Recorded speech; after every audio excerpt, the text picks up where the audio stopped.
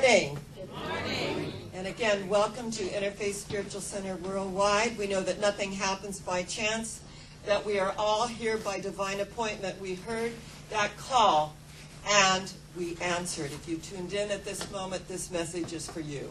And as we gather this morning, we are looking at our theme, which we are the world. We are the children. We are that energy that moves out in waves of light and tips the scale in favor of spirituality. Now, Jesus said it is high time to awake out of sleep. And what he was saying was that it's time to wake up to the truth of our being. Know the truth, and the truth shall set you free. Free from lack, limitation, scarcity, fear, all that stuff that is outside of us. Everything that is out there. Because there is a power for good in the universe greater than we are, and we can use it. So when we look at our theme this morning is that there is no time but now. And Eckhart Tolle wrote a book called The Power of Now. It was on the New York Times bestseller list for years. People got that, yes, there is no time but this moment. And as we practice our spirituality, and we go within and we acknowledge our meditations, our breathing, our contemplations, that whenever fear arises, it's an opportunity to observe it. So what Eckhart Tolle said was, just observe your fear, observe your thoughts, notice them, don't be attached to them, let them come in and out until there is that emptiness, the space between two notes of music. That energy where we see the light coming through that crack in the door.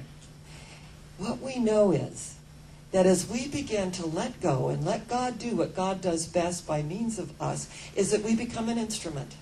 We become a vehicle, a vessel for that energy to move through. So when we look at the power of now and the opportunity to recognize this moment, and that as we observe our thoughts, as we begin to observe our breath, as we begin to observe the energy of our pain body when it's ignited, and when it's ignited to just notice it, that something within us is triggered so it can be healed and released and returned to its native nothingness from whence it came. And it's interesting, you know, at the end of November, I'm going to be speaking at Madonna University in Africa again, where I go every year. In fact, the Reverend Father Professor Dr. Emmanuel Ida is whom I nominated for the Nobel Peace Prize, and his evaluations were very, very high. And it's interesting, one of the Nobel Peace Prize winners had been nominated several times, and he finally got it this year. So I was sharing with Father Ida that because you weren't chosen at this time, there is another moment. There is another opportunity. But we live in this now moment. We proceed on this now moment.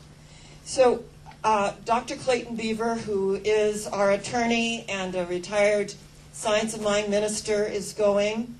And Dr. Basha Dernis, who you all know and love, is also going.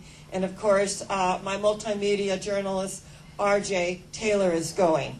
And it was interesting because the week before last, we were getting everything together. You get the visa. And in Washington, D.C., if you're going to Nigeria, they want, you know, just about everything, including a bank statement. And Clayton said, I feel really uncomfortable about that, going to Nigeria and giving them a bank statement. I said, you don't give them the account number. You give them the bank statement. I think they want to know, can you get back if something happens? I mean, you know, I just kind of threw that in there laughingly. But, you know, we have everything. They want itinerary, everything. So we're getting everything together, and then Dr. Clayton realizes that he doesn't have his bank statement. Isn't it interesting? He had resistance about the bank statement. He didn't like doing the bank statement, so when he got to my house from Rancho Mirage, he forgot the bank statement. It's interesting how that works, isn't it? So he said, I'm going to go home and get the bank statement, and I'll be right back. So RJ and I are there, and we finish his application, and, you know, he has all of his things there, and then, you know, we finish my application, and we finished Dr. Basha's application, and I called Dr. Basha to make sure that she has sent into Washington, D.C. her passport. You must send your passport and get it all together. And she hadn't. She was waiting for the itinerary. And I said, well, they said to kind of do a makeshift itinerary because I don't want to get the itinerary until we get our visas back. So when I shared this with the representatives, they said, well, there's a way to get around that. So she said, well, I have a client waiting. And, and I said, well, we're going to Africa, so, this is what's up at this moment. So we waited 1 hour, 2 hours, almost 3 hours for Clayton, and I'm calling and calling and calling. No answer, and finally I get him. And I said, we have been waiting over 2 hours for you. And I do have other appointments, so you need to get back here so that we can complete the application. So he said, oh, I went to an AA meeting. I didn't know that it was, that you wanted me right back. And I go, excuse me, we do. So he got there, and we're doing everything. And he says, I feel a little guilty, so I'll go mail these. So he gets over to the postal. By this time, I'm going a little postal. And I get this email that comes right up that says, African Convention postponed till the end of November. Now, we have gotten everything together. I've gotten, Clayton said I was cracking the whip, getting everybody together, and we're going. And I'm on purpose with this, and then I see this email, so I call Clayton immediately. Thank God he answers, and he's at Postal, and he's ready to mail all of our visas, all 4 of them. And he said, I'm right here. And I said, this just came up this moment. And it has been postponed till the end of November instead of the end of October. So he comes back, he brings it all back, and I call Washington, D.C., and, share what has happened. They said, fine, just change the dates and you can remail them. And I thought, it's so interesting that when we get in a position and the universe, of course, then Clarice told us that, Mercury is in retrograde. But we get in a position and these things need to be done. And somebody, I'm the one that's, doing all of this. And nobody seems to appreciate it or, really get the gravity of what it takes to get this off the ground. But in that moment, when there is a shift, and you go, I got a whole month. I got a whole month. No wonder all of these ridiculous little things were happening, people weren't getting it. And we just let it all go. And in letting that go and just releasing that energy, it's amazing how we're in the now moment. And that when we can be in the now moment, all of these little things, like AA meeting, my God, you were going to go and come back. He goes, I was? It's just irritating stuff. All of that is absorbed in the energy of that moment, where we can now let it all go. And it was fascinating because I was at a beautiful opening Thursday night of Leslie's art gallery. And this very handsome man, I got in a conversation with him, and he'd won an Academy Award, and he'd done all these things. And we started discussing our way of life, and he said, don't you believe in good and bad? I mean, my God, all the stuff that goes on the planet, don't you believe in good and bad? And I said, we believe that there are frequencies and energies in the universe. And that if you want to know the secrets of life, think in terms of vibration, frequency, and energy. And when you think in these terms energetically, he goes, well, isn't there evil? And I said, we do not believe in evil per se. We believe that there is a negative use of the law of cause and effect. And it certainly looks evil. But when we get into that mind expansion and that knowingness that everything is energy. Yes, there is a lot of work that we have to do on the planet, but everything is energy. And he just, became more and more irate that, I wasn't thinking the way that he was. And I said, well, when people get beheaded, and there'll be no beheadings today. That's an any. We were in Istanbul, so you understand.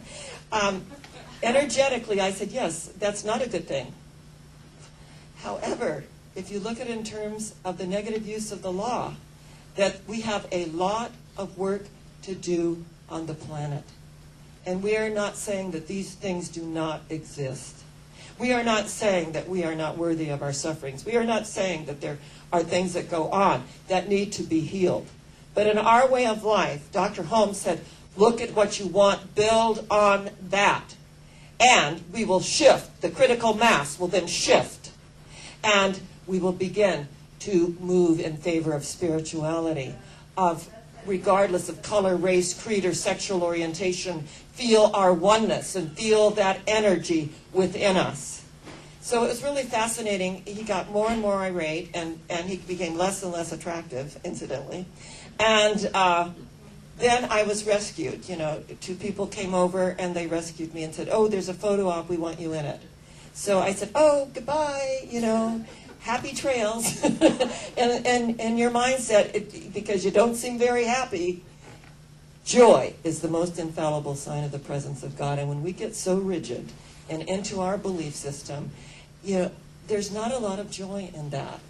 When we become so inflexible that we break.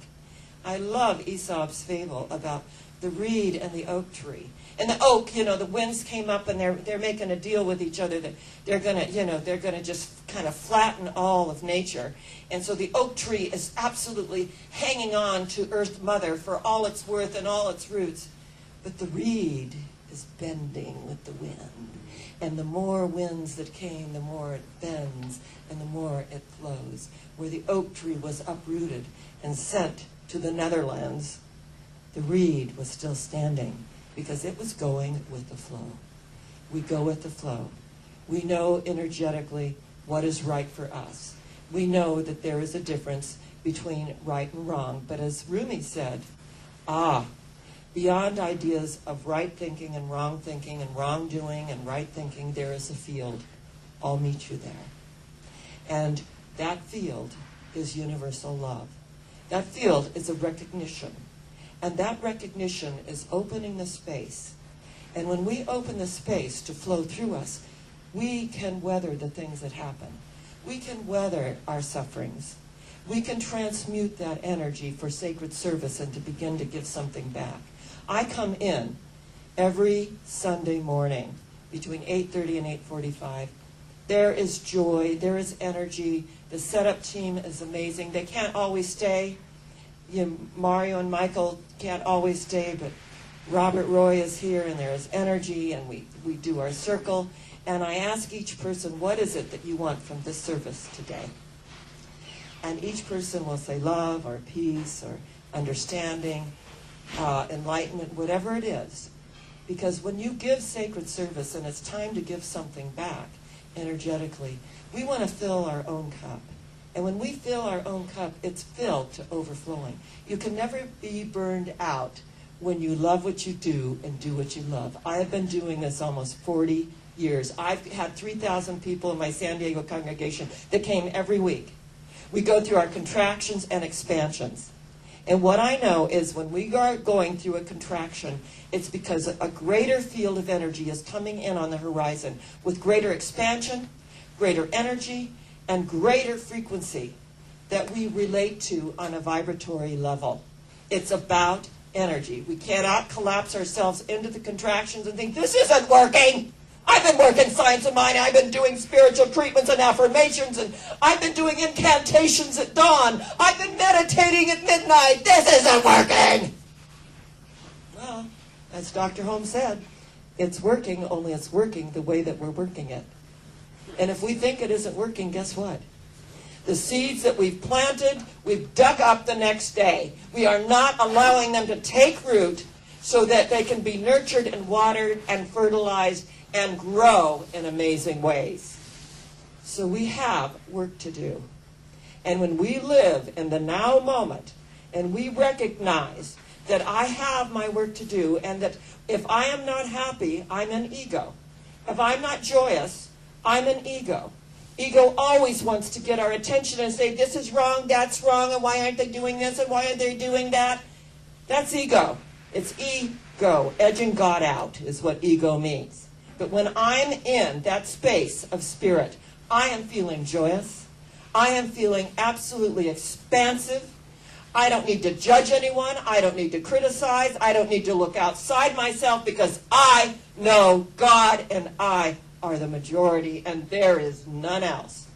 And you know that we are having James Arthur Ray.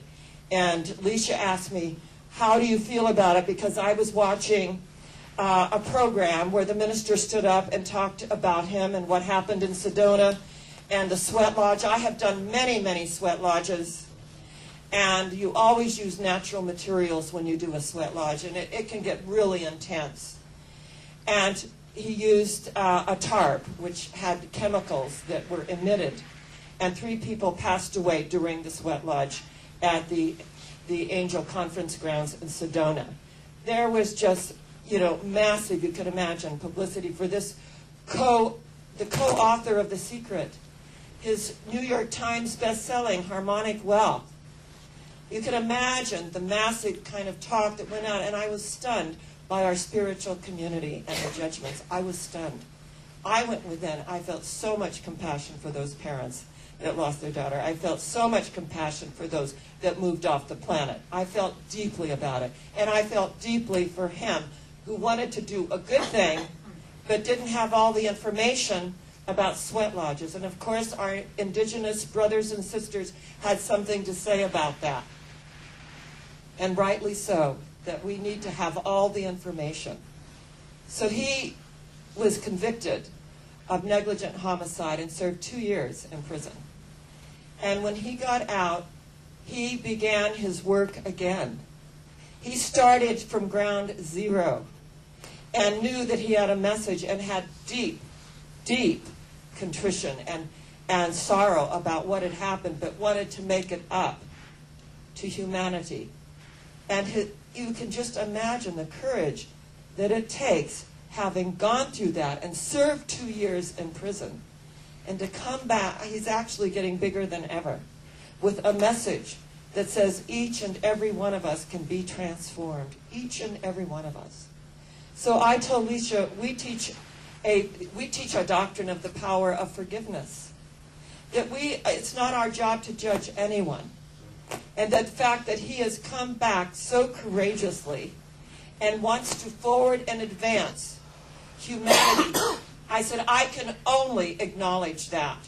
And that if he wants to speak from my pulpit, that my pulpit is open for him, his message, his life, and what he has experienced. Because we live in our little tiny worlds and universes at times. And it's time to open our hearts, our minds, and realize that let he who is without sin cast the first stone. That each and every one of us has fallen short of who we are and our true self-image. So this is a great opportunity to open the space and I think move to the next level and take Palm Springs to the next level. When my people from San Diego come, they don't know why there's not standing room only for the message that we have. Do you agree? Yes. Our life is our message. So be it. And where are we going? Higher yet. Where? Higher yet. Where? Higher yet. And so it is. God bless you.